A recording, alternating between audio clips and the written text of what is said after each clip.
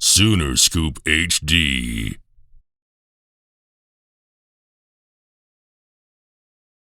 Let's go over there. It looks right. Good to see everybody. You're supposed to say, good to see you too. Yeah, that's like, yeah, see, I like that, right? No, it's good. Am I starting? I'm just going to have a few opening comments. First thing is, it's 34 days until the spring game, which is just crazy. This is the shortest amount of time, including today.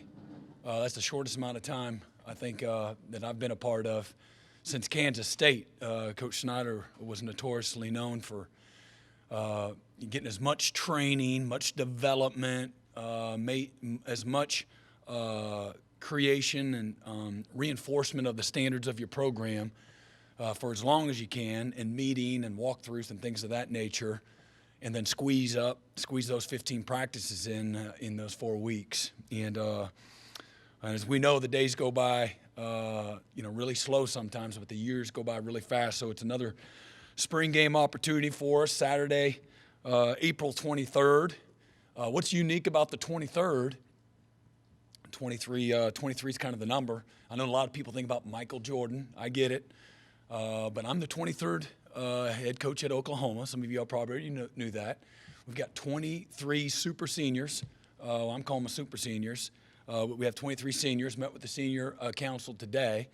And the spring game's on April 23rd. First time we're going out and competing where they're keeping a score. And there's going to be a result is on April 23rd. So something good about that 23. I can feel it. But 3 p.m., we expect to pack the Palace out. And so buy your tickets now. We need everybody to buy their tickets and pack the Palace out. It's going to be a great day for families. It's going to be very centered on families and having a lot of fun with pregame activities and tailgating opportunities. It's going to be a lot of fun. So it's going to be a great day. We need to pack that stadium out. So looking forward to that. Can't get here soon enough, but we got work to do. And but just going back and kind of how we got to this point, post-recruiting and signing day, our guys have been working close to 8 weeks now, and I'm really excited about the off-season program that we had. As we know, this is a developmental game. You only play the game actually 12 times a year where you have play an actual game, and so you practice this game a lot more than you actually play in a game. So we're a developmental program. We're going to really pride ourselves on that and developing in every way, physically and mentally. This team has had an amazing attitude. Anybody that knows me knows that I'm not a sunshine pumper. I don't live that way. I don't wear those glasses. I guess those would be rose-colored. Those would be rose-colored glasses. Just never lived there. Just sometimes that's not a fun place to live. I'm a little more negative sometimes, but I've been just incredibly impressed with the mindset and the attitude and the buy-in of our players. They've had a get-to as opposed to a got-to mentality, and there's just a very refreshing, innocent thing to be around, and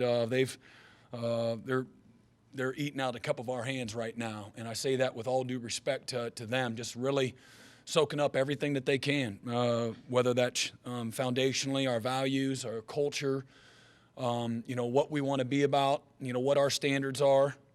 Or again, the work that they have to physically do. So we were able to get a lot of work done over the last couple of months and saw improvement in so many different places, starting with the weight room. Just tremendous improvement with our guys and their strength and their speed. Really got more flexible and more mobile. Just really worked hard on our mobility. Learned the value of commitment and the value of accountability, and really what our expectations are, what our standards are when it comes to those two things. And our guys are now defending those things. And they're rehearsing what it means to be committed and be accountable. And we want to have a culture of certainly of accountability, which leads to a culture of execution. Okay. We obviously, over the last 8 weeks, we've had some opportunity to install schematically our offense and our defense to some degree, as well as our fundamentals and the techniques that go along, with those schemes. got introduced in those areas as well. Leadership development, every single moment that we've been able to, trying to develop leadership. And you got to do that incrementally, one conversation, one activity at a time, and really creating, again, good buy-in, and guys are starting to separate themselves from that standpoint. Probably the most important accomplishment that we've been able to establish, if you will, this winter, went over again in great detail this morning with the guys, is just the installation of our program fundamentals. We talk about the fundamentals of the game, but there's nothing that's more important from a foundation standpoint than rehearsing, reinforcing, building upon the fundamentals of our program, having a very clear vision with our players. So, how we work, how we compete, how we respond. Again, it's the little things, as we know, just establishing our non-negotiables, uncommon effort, a focused intensity, never quit, and an aggressiveness in every single thing that we do, in this program. Everybody's got a blank canvas, a culture of earning it, get an opportunity. So we're not going to go out there with depth charts. We got to run out there with some guys got to go out first, but what we did today isn't going to necessarily going to look like what we do tomorrow, and give a lot of guys an opportunity to earn the right to play and certainly to compete for positioning. This is a game of performance, not a game of potential, and so we're going to recognize performance going into our first practice. I think it's critical, regardless of where you are in your journey, first year, sixth year.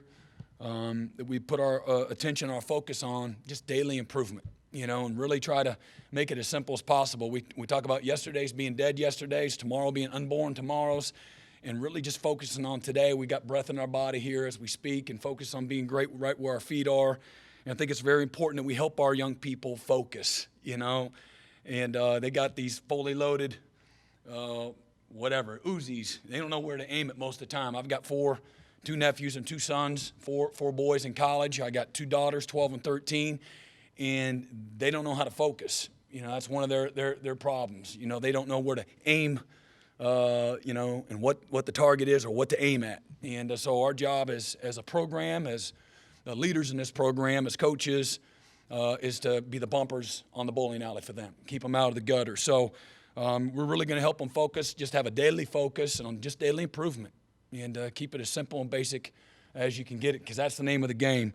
And, just have a daily focus and a formula for success within that day. And so how we're going to do that is prepare and practice every day with purpose.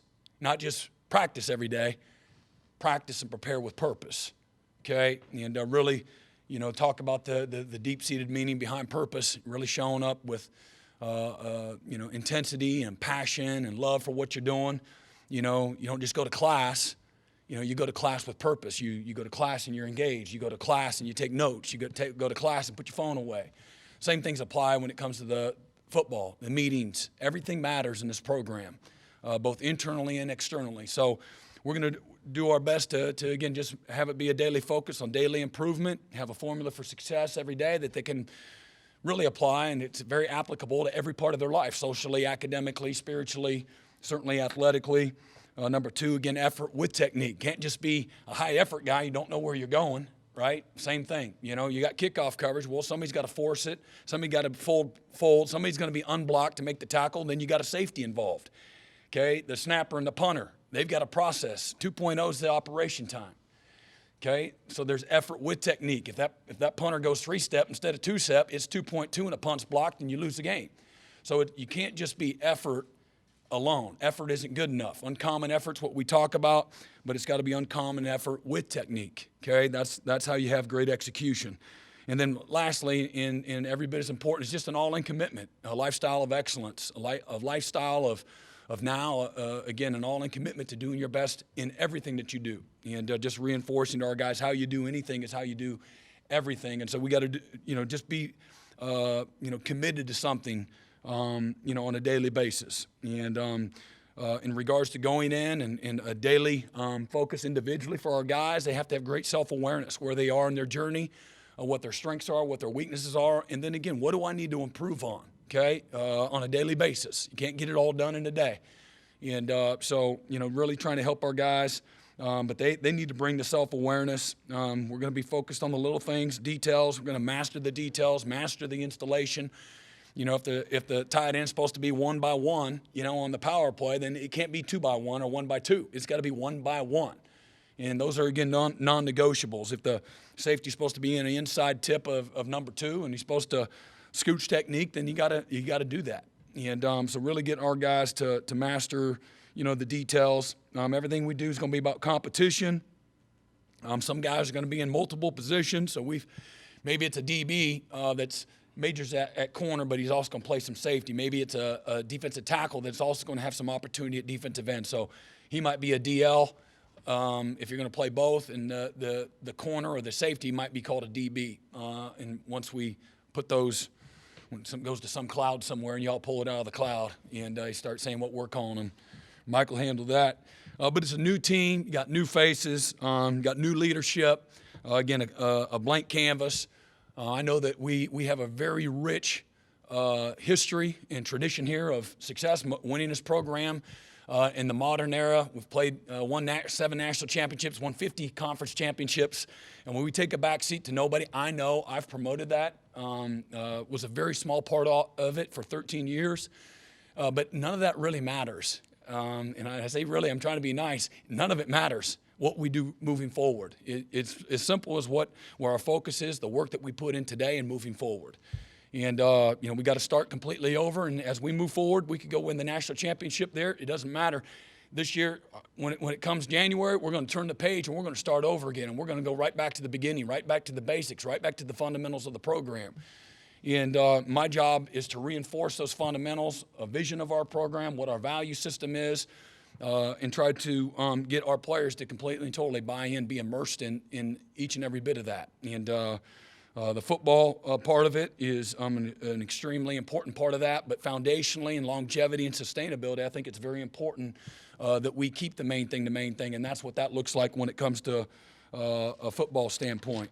Hard to assess the progress, quote unquote, of our guys with no practices yet. But again, as I said before, just very pleased holistically of the buy-in, of the acceptance of the reestablishment of many standards, and at many places it's a very hard to reach expectation. But our guys have responded. We certainly have not been perfect. We've had some moments through the last 8 weeks where maybe an individual didn't meet the standard, so I'm not trying to paint the picture like everybody's had a A+ grade. But here's what I do know. Everyone has responded the right way when they've had a moment where maybe they didn't have their best day. And so we always talk about, again, having our eyes forward as a program with a windshield mentality. It's always about what's next. And you got to learn from the past, again, the dead yesterday, but we got to really focus about what's next. And if we do that, we know the best is always yet to come. We have 11 mid-years out of high school and 10 transfers, so a total of 21 mid-years that for the first time will be taking snaps for us wearing a Sooner uniform. Really pleased again with the level of conditioning. I think Coach Schmidt and the staff did an amazing job. Out of our top 10 guys, 6 of those guys are portal in regards to returning experience. And so that was a real focus, when we looked at some portal options is, okay, we're losing a ton of, I think, over half of our experience on our roster gone from total starts. And so we really wanted to replace that experience with not only experience, but successful experience. It's like the coach, he has this resume and he's been to 30 places. He's been in the NFL, he's been in high school, he's been in college, he's been in all these places. Okay, that looks good on the surface, but maybe he can't keep a job. Maybe he lacks loyalty. Maybe he can't be happy. Maybe he's difficult to work with. So it's not just having quote unquote experience, but successful experience too. And so we really are excited about again, 6 of the top 10 guys on our roster when it comes to returning experience. Our portal guys, and we expect all of them to create some opportunities for themselves in some shape or form. And really about all the guys, I know I talked about the daily improvement and that daily focus and that formula for success.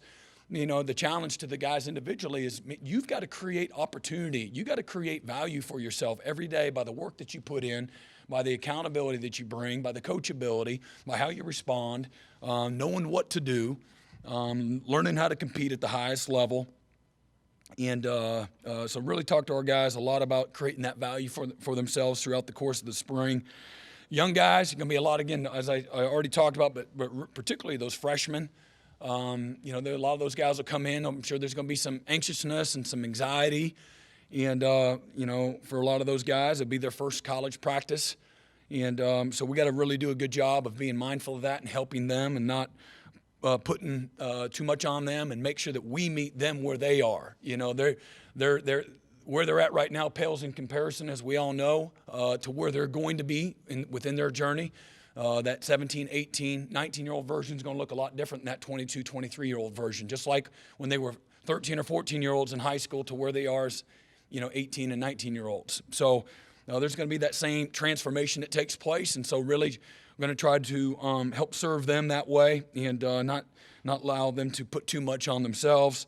But again, pleased with attitude, effort, intensity that the players have brought to the table. Our staff, really thrilled, again, with the staff. Very natural cohesion, good development. There's some new parts that are mixing together, but offense and defense together as a football staff with our support staff as well.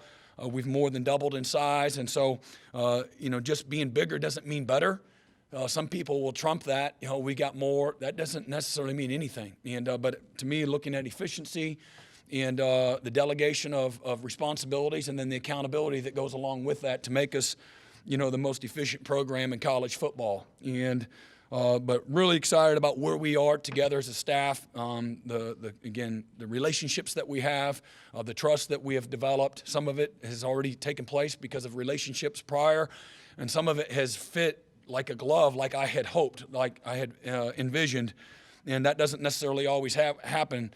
And but the first experience doesn't necessarily mean it tells the future either. I don't know if I said that right, probably didn't.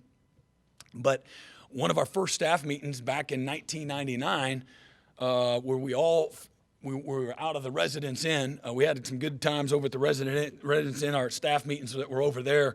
Remember, there's some trailers out here. There was no full-time football facility yet.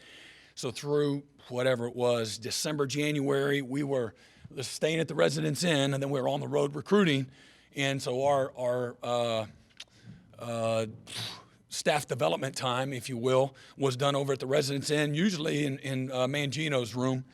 He was the godfather. And but our first staff meeting here at Oklahoma, probably have heard the story to some degree. In this first time that Mike Leach and Mangino are talking quote unquote ball, and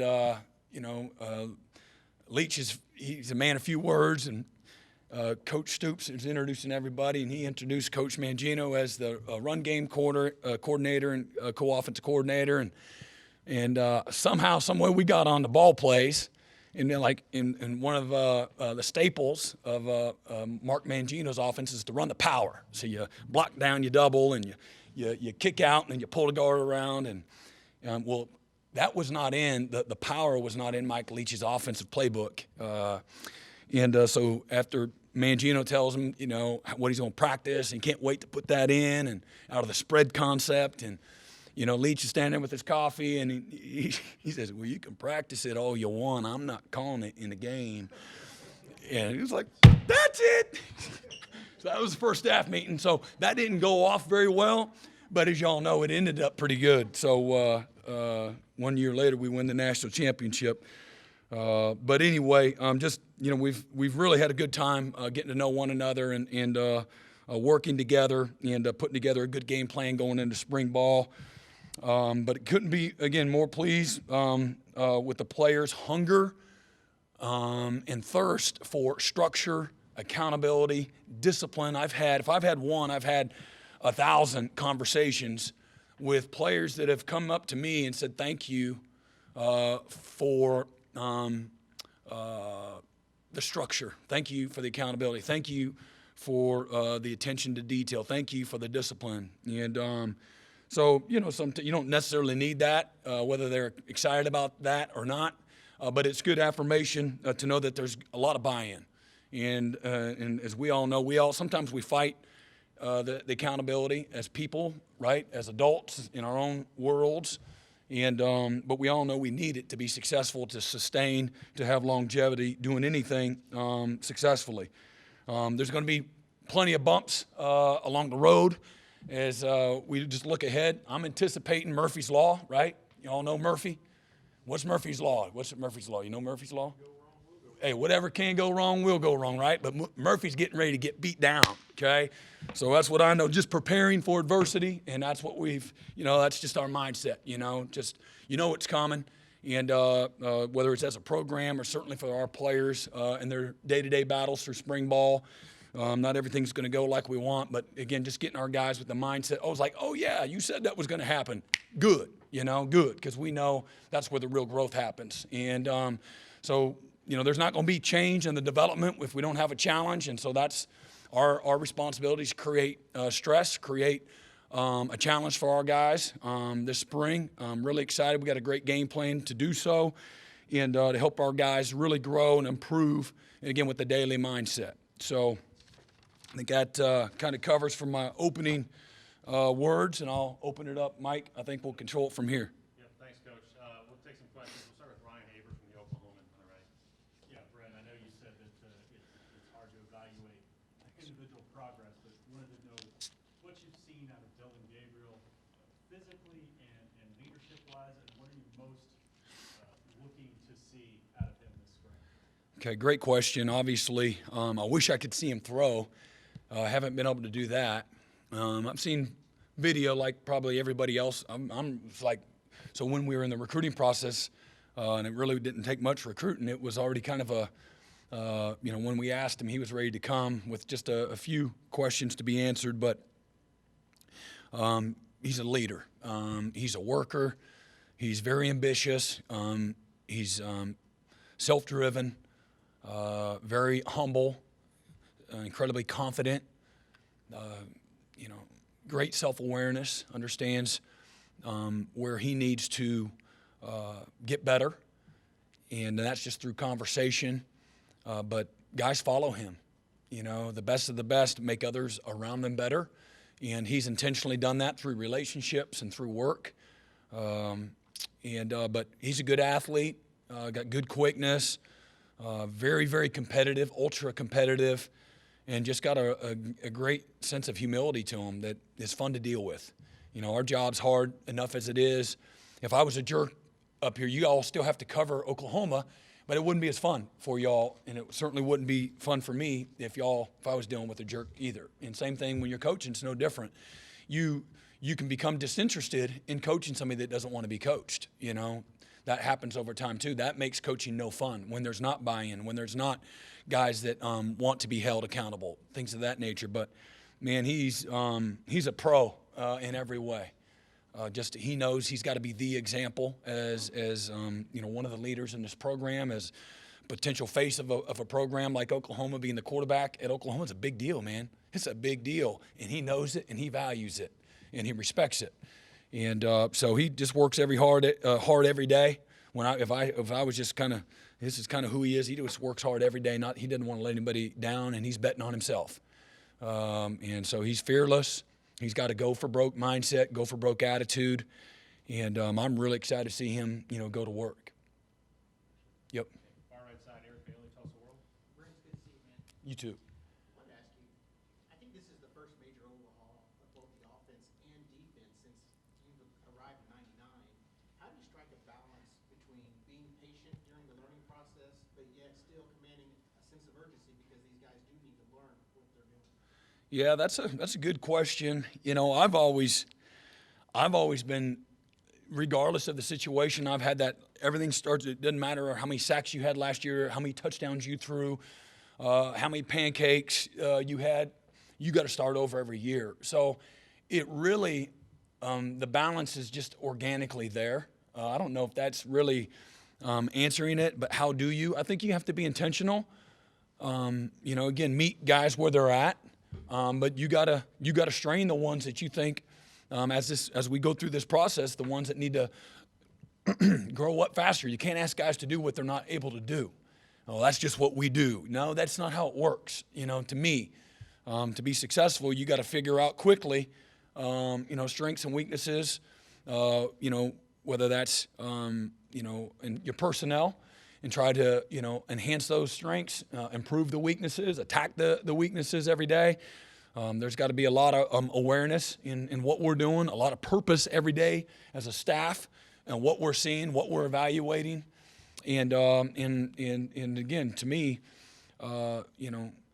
knowing that, okay, we lack some experience, okay, then make sure that whatever it is that we're doing, we're meeting our guys where they're at. We're trying to take them to places they can't take themselves. And then, again, know that this is a process. This is the get ready phase of our program. We got get ready, and we got transformational, we got prime time, and then we got championship phase. And so, again, getting our guys to focus on the target, okay, and, letting a guy like Javante Barnes know right out the gate, just got here out of Las Vegas, don't worry about rushing for 1,000 yards as a freshman right now. Just worry about knowing what stretch line to get in, and really, but not taking any of that for granted either, and trying to help expeditiously, develop all of it, and it can't ever happen fast enough.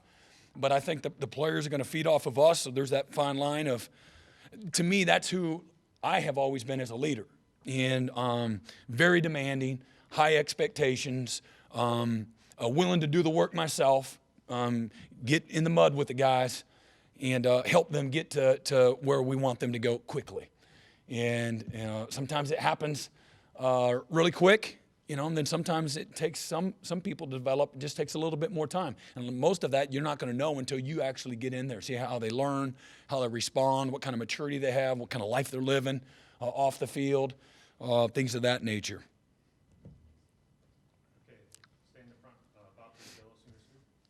Yeah, Brent, I think we're still trying to understand your philosophies on a lot of different things. When it comes recruiting, are you going to allow commits to make visits to other schools? Can you sort of explain how you're going to handle Well, what's commitment mean to you? Are you married?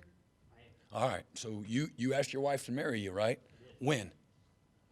Where were you? Let me just say, where were you when you asked your wife to marry you? Lake Hefner. All right, Lake Hefner? Okay, so in that moment, and what's her name? Brittany. When you asked Brittany to marry you, right, was your intention after she said yes, all right, so there's a commitment that takes place, right, is to go date other women and do your thing? Johnny Gigolo, or, I mean, how'd that work for you? Did you try that? I did not, no. But you waited until you were ready, though, that you knew, right?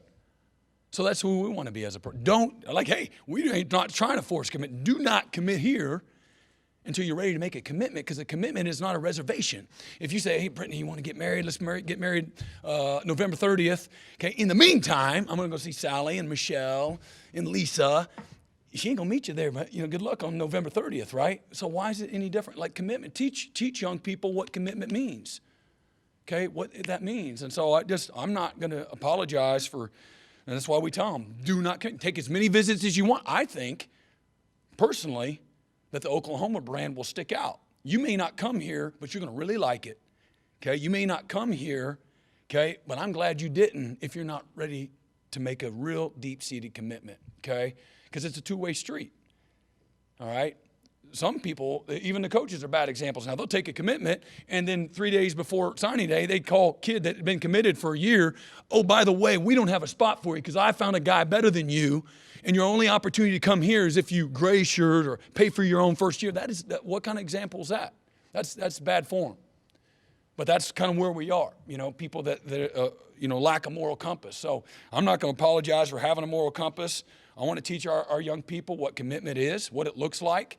And, certainly, things could change where maybe there's flaws in that thinking. But I know there's a lot of flaws in taking a commitment, making a reservation, and then going to go doing your thing. How can I manage a roster or who else I need to offer if I got 9 guys committed, but they're going to Bama and Georgia and LSU and A&M? How can I manage? How can I take commitments? I don't know what my numbers are. And so just my way of trying to manage the roster the best to my ability. And, again, teach our guys ethics and morality, and again, we could sit here and try to diminish and that whole process and say, well, coaches are doing. I'm just saying we're trying to be the example of trying to do it the right way, and right, wrong, or indifferent. But are telling, I don't want a guy to commit. Do not commit. Like, hey, coach, I'm ready to commit. Hey, buddy, here's what commitment looks like now. Okay, I want to make sure that you know. So when I say, will you marry me? You say yes, and we get married. Okay, and then we start off on the right foot. Not like I dated 4 or 5 women, and all of a sudden we feel in some kind of way. You know, is somebody going to actually show up on November 30th? Again, it's just not the right way, and it's just another way, like I said. And that's, so it's not like we're trying to get all these commitments and not let guys go see places. I'm trying to tell them, go as many places as you can. Save us for last. You know, we're not trying to force anybody to commit. I would never do that. You know, I got too much respect for the enormity of the decision. Do people change minds? Absolutely.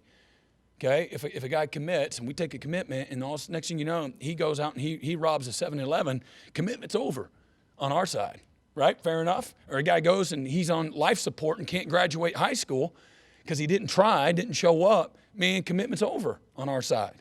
But we're very explicit, you know, just I'm going to recruit every guy the same way. Not going to change up on anybody. I'm not going to make any promises. Recruit this guy this way and recruit this guy this way. I'm going to be open and transparent and honest. And I just think that's what'll attract the right guys. You know, they're going to, hopefully have some stick-to-itness to them. We can have longevity and stability as a program, and just a stability in the recruiting class. You know, I see these guys having all these commitments. You know, one school in the Southeast, and they've got like 3D commitments in the last week. You know, and they don't sign them, and I think this is for that 23 all the way till whenever it is, December. Is that when it is? So anyway, you know, we don't want to be first. You know, we want to be the right one. Second row, clip front, AP. Because you said that kind of like shame on you for doing that, not letting these guys take visits. That's not it, right? Just so I know you're painting it the right way, but people say that, but they're not, like, nobody is trying to force the hand. And matter of fact, we're telling them, do not commit. Telling mom, telling dad, we don't want to do that. We don't want to change our mind. And again, tell them what commitment really means. Like, it means something, man. Say what you mean and mean what you say, right? Your word's got to mean something. Good name, right? Okay, what you got? I'm coming at you. No. So we're coming off a couple of years where spring practices were affected by COVID. With that being said, now it looks like things are okay. Given that, and looking at the last couple of years, programs having to make adjustments and so on at that time of year, big picture perspective, how important is this part of the overall picture? Spring practice and being able to actually do it. Yeah, I think, again, from a development standpoint, it's critical. And so many programs, some of it was not on the same playing field, if you will. Maybe it's where they're located in that part of the country and some of the state laws and requirements, or maybe it was some teams that were just badly hit, more so than others. And then some teams just, hey, they opted out as a program, whether that's in the spring or that's in the, during, say, bowl game preparation. You get an extra, give or take, 12 to 18 practices of continued development. This, again, this is a developmental game. And so whether that's the weight room, whether that's the mindset, whether that's being committed to something, and teaching our guys, what those standards are, all of those things programmatically, foundationally, and then the physical place, in the grass, in the weeds, on the field, and the execution, and the precision, everything was affected.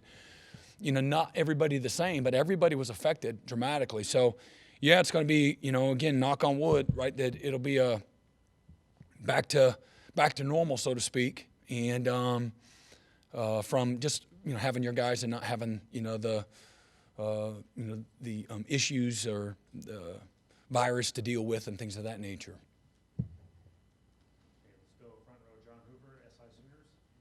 You've been here almost 4 months now. What do you know about this team, the players?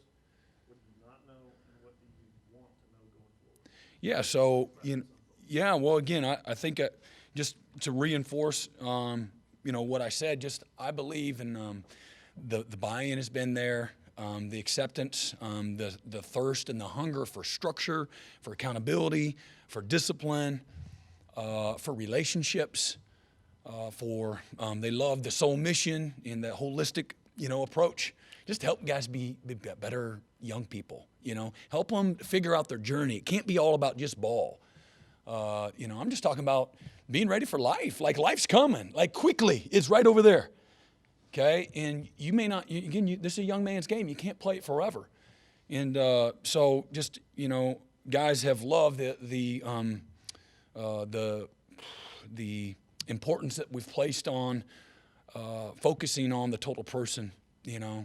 If you will. It's a very real thing. You can't fabricate it, and you can't just do it like, okay, now we just developed a man by one day. It's just changing the direction of the sail, so to speak. As a program, and you can do it all. But it can't be all ball. It's like, again, I was talking to Teddy Lehman. He likes to play roulette. He thinks he knows how to play roulette. Well, look, too often I see young people in athletics, in college football, they show up and they're going all red or all black or all even or all odd. They're putting everything on that.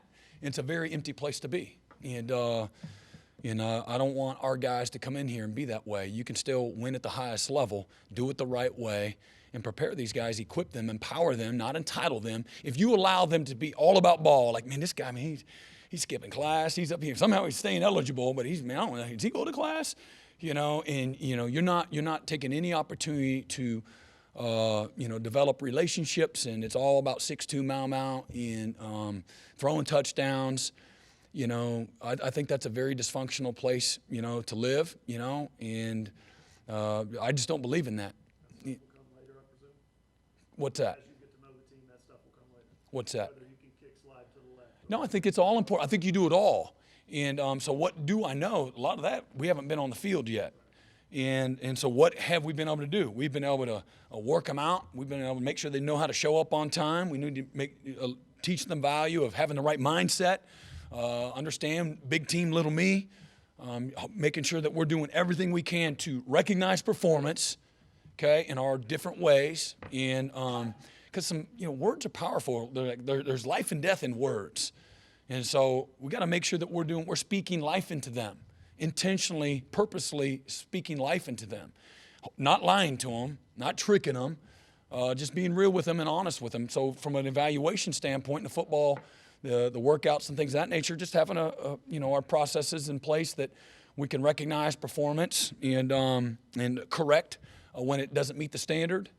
And again, reestablishing, rehearsing our values, what we want to be about, what's going to be the most important parts in this program. It's graduation, okay? So it's not okay not to go to class, okay? It's not okay. And so they're watching me. Okay, I said that, now what? What are you going to do? Okay, so we'll see. And so we've had accountability teams. We put those together within the first week of being here.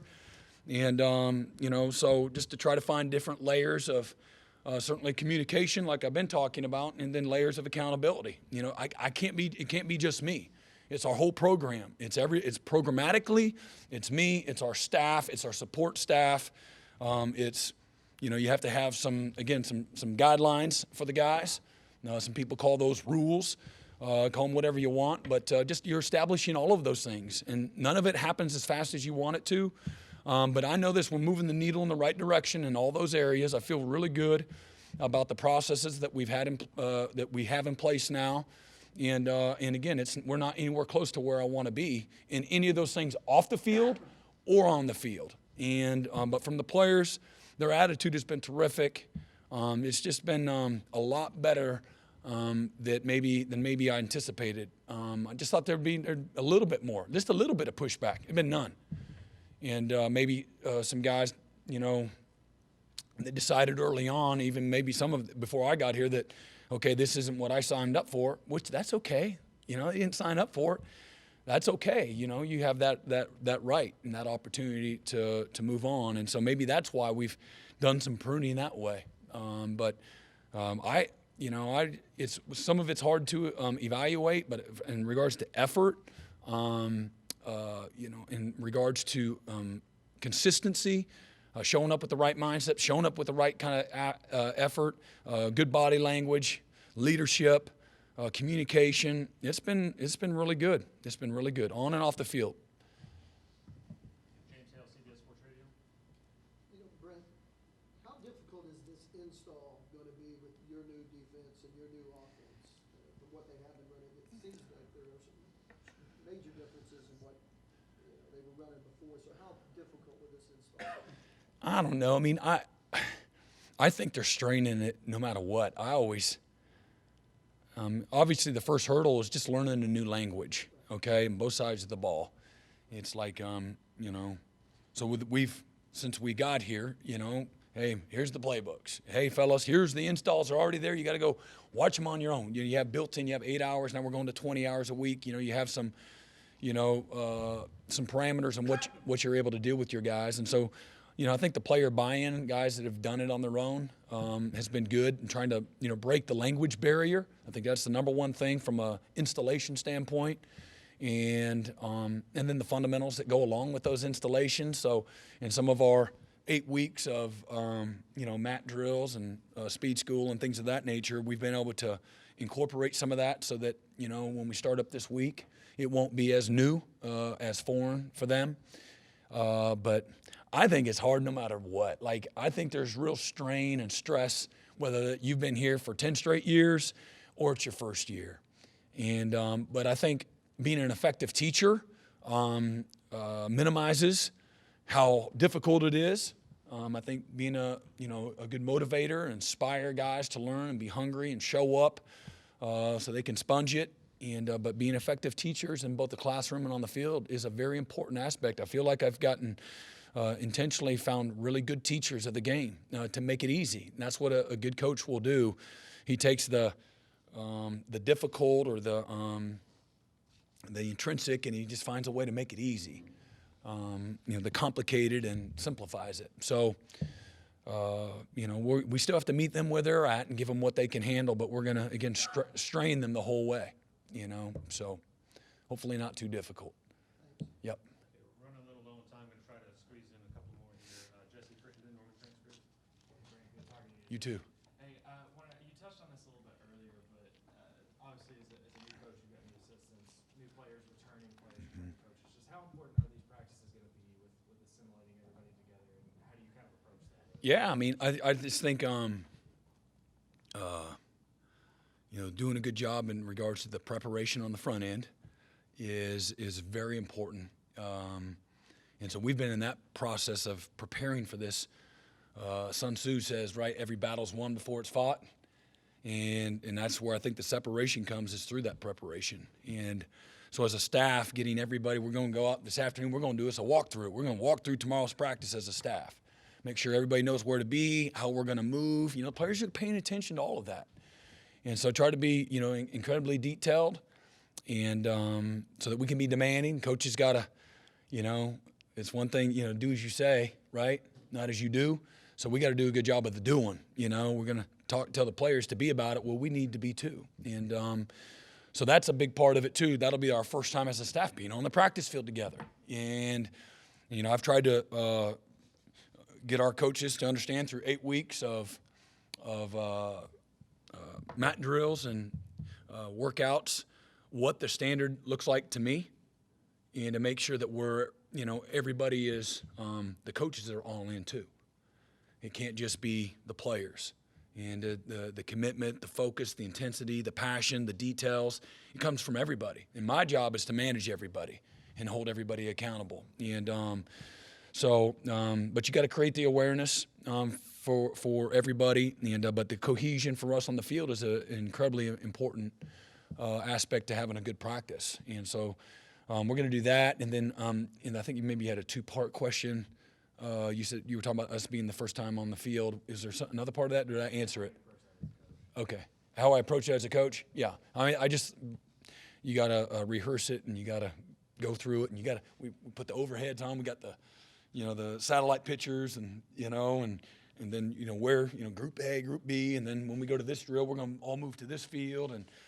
And so then on their practice schedule, they literally got a dot to dot. I mean, it's dummy proof, okay, for the coaches. Open your script up. There's the picture. Oh, my God, I'm on the wrong field, right? That might happen tomorrow, okay? So God bless them if it does.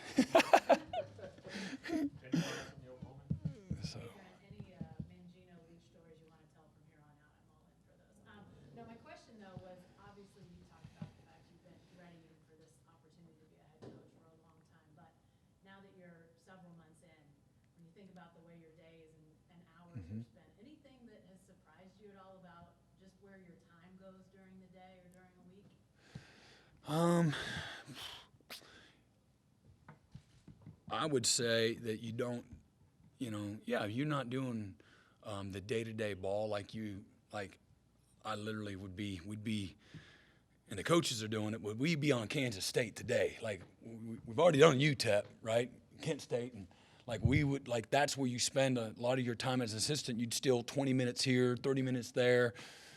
Maybe you're looking ahead to the 24 recruiting class at your position, and or maybe you're talking about, Tampa 2, with your back seven guys. And so you pulled it a little bit that way. I still have time for ball, and then once we get what we've had to do for me and my schedules starting tomorrow is kind of reorganize my schedule. Now that we're getting into the spring, like we will in the fall, I've got these 5 hours that are dedicated, these 6 hours that are dedicated just ball for me. And this is the exact time, so don't bother me during those times. Everything else, unless it's a complete emergency with a player, players always have an open door for me. But try to organize moving forward, starting in the spring that way. But I really like it. Like, I don't like people, there's no way he would like that or he wouldn't be good at that. Like, why? Like, again, you put your heart into it. Like, you can't be a defensive coordinator in all, again, I'm not like bragging, but I've never been a part of a losing team. So I've done my part to be a good teammate to help us have success. So I know how to do that. And so you do this, you use the same things, maybe it's a daily focus. Maybe I show up every day with purpose. I was showing up to the linebacker meeting room with purpose. Well, now I'm standing here in front of the media with purpose. I got to do a good job of connecting with you all so you understand the vision of the program so that you can articulate. I don't have to be everybody's best friend, but I also, I got people that want to be connected to this program, and I do that through y'all. Okay, and then you get your insight through me. Why would I stand? There's some things that you won't know about until after it happens, and some things that I want to be honest and transparent all the time, and like, come on. And but for me, again, you said it, like, I've been working for this opportunity for a long time, but I've never sat there and like, oh my God, look at my phone, whose phone is this? Like, oh my God, is somebody gonna call me, text me for a job? Like, I've never tried to promote myself for anything. I didn't have Dabo Sweeney or Dan Radakovich or President Jim Clements call anybody at Oklahoma when this opportunity came. So even after the initial conversations, if I was like trying to lobby and get this job, I just said, you know what, I've got peace. If it's supposed to happen, it'll happen. I don't need anybody to have to. Now, if they want to do their due diligence, Oklahoma, and go check with those people, great. And but I've just tried to. I don't know how you can be at more than two places or be in two places at once and be great. And so for me, I'm just going to try to be great as a head coach.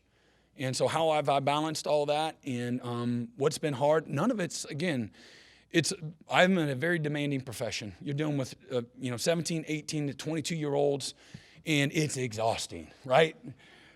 Right, as a parent, right? So I love it. Like, I don't, it's not like work, and so this part isn't like work either. And again, you have your normal battles, you have your normal competition, your daily goals, you have a big vision. What do we got to get accomplished? I love being in a result driven profession. Like, that's cool to be on a team. Like, I've been on a team almost my whole life.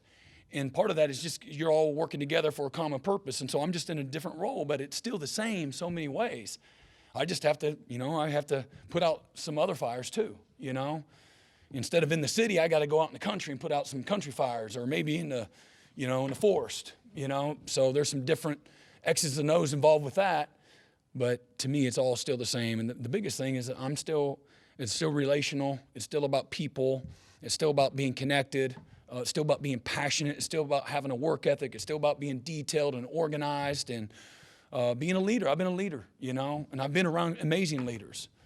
And so, again, it's like I said, I haven't had any, and it's coming. I told you Murphy's Law is coming, right? It's getting ready to happen at some point in time, like any big, things that I've had to deal with yet. At some point in time, that'll happen too. And to me, that's going to be an easy thing too, in its own organic way. It's like how you respond. Just do what's right. And then you're always going to be on the right side of it. You're not going to please everybody. Everybody's going to judge you and everything else. I've never been worried. Like making the call in a game at the most critical time, I've never put together a game plan or made a call in a game where I was worried about what everybody else is going to think. Just never have. And Bob Stoops told me that years and years and years ago. Like, don't ever be afraid. So, he has this aggressive mindset as a defensive coordinator, and so I learned that as a GA from him. Don't ever worry about the critique that might be there, the criticism that you're going to receive for making that bad call or, that bad decision. Just how you respond, I think, is what matters most. So. Coach, it's 2 o'clock. Do you have time for one more? Yeah. Do you have one? You have time, Brent? Yeah. This is ground you may have already covered. If you haven't, you can excuse yourself and we'll go on. You weren't listening? My man was texting back there, huh? My phone's up there. Hey, he's still dating. I'm kidding. I've listened to you for a long time. I'm not going to stop now. The bumps in the road that you referenced a long time ago and the what's coming, it's coming, stuff that's going to maybe get sideways for you. I want to know how better equipped or differently equipped you are to handle that than you were as a guy fresh out of the oven 23 years ago when you first came here. Yeah, And if you feel it's going to be different as a head coach than it was as a coordinator. Yeah, like the target's a little bit different in some ways. Like you still have it to a certain degree, a lesser degree if you're in a coordinator spot, sometimes a lesser degree, but it's still, everything starts and stops with you, which it should be. And I've been scarred up. That's what I'd say. I got lots of scars.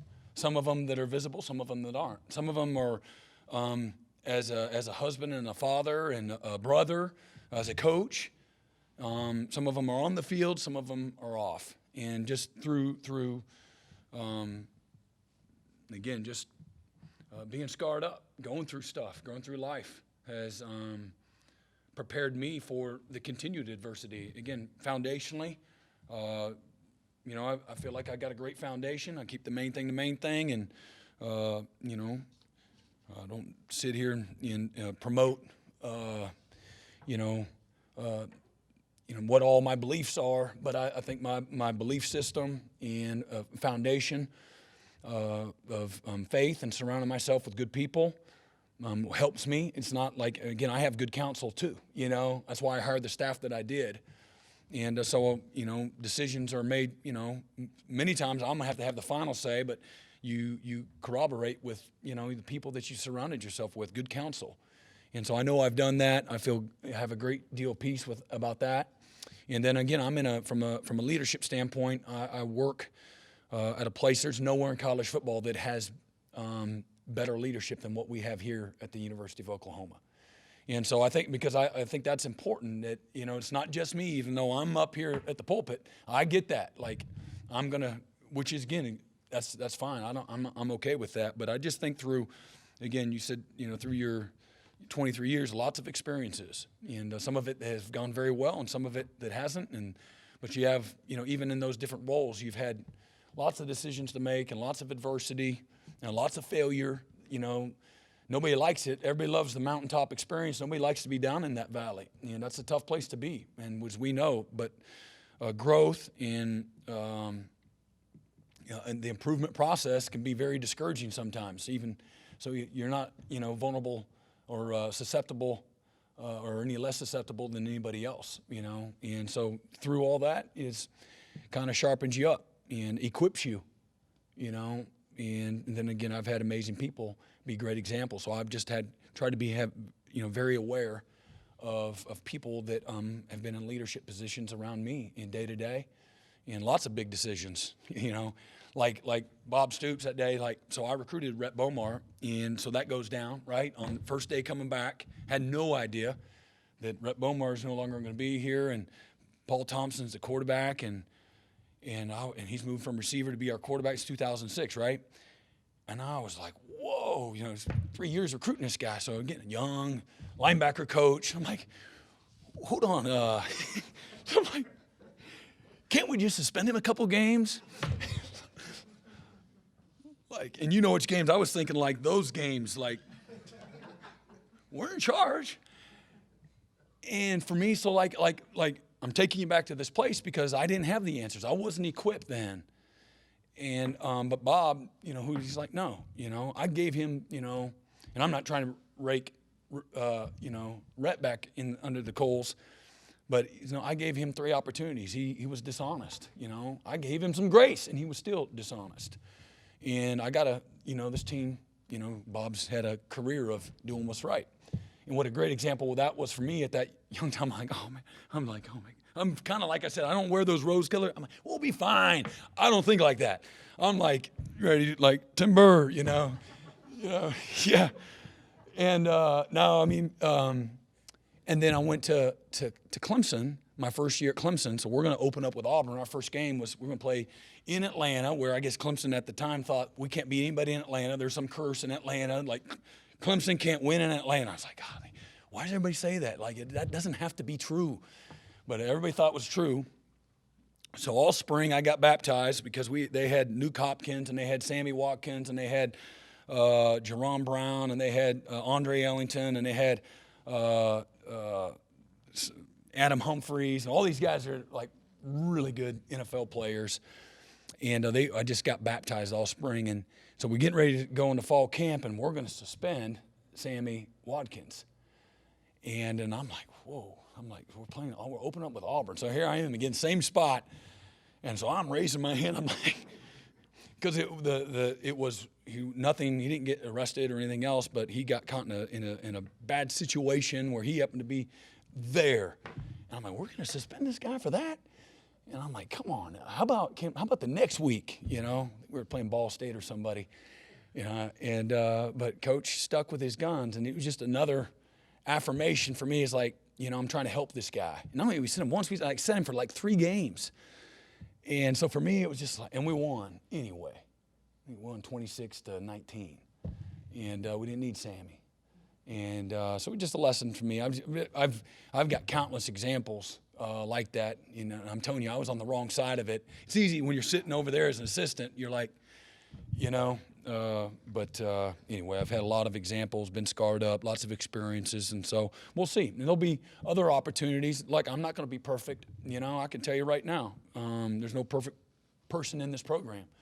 And we're you know, there's going to be some mistakes made. And again, hopefully, I'll respond the right way, you know, when those things happen, but that'll happen too. You know, I'll be on the wrong side. I'm like, dang it, I didn't do that right. Whatever. Maybe it's just coming out of a meeting, the tone of the meeting wasn't good. Or maybe it's responding on the field to a mistake, or I wish I would have handled it, you know, better. And I've had that happen my whole career. My wife reminds me all the time. So. All right, thank you, Coach. Thanks, All right. everybody. Sooner Scoop HD.